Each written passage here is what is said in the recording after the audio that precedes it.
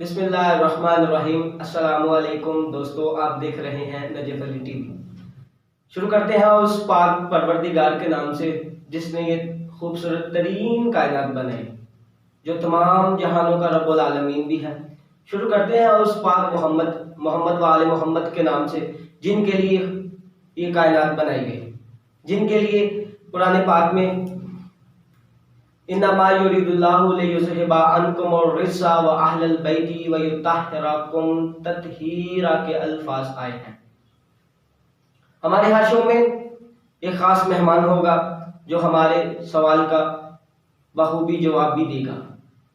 आज के हमारे पहले शो के पहले मेहमान हैं जनाब ज़मान अली।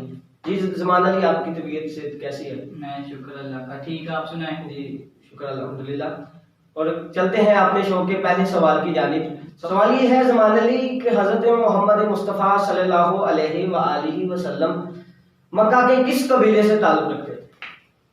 हज़रत मोहम्मद मुस्तफ़ा सल्लल्लाहु अलैहि वसल्लम मक्का के कबीला कुरैश से ताल्लुक़ रखते थे, जो कि मक्का का सबसे बड़ा कबीला था और कबीला कुरैश के लोग तिजारत का काम किया करते थे। जी बहुत खूब हो गया ज़मान अली, बहुत अच्छा जवाब।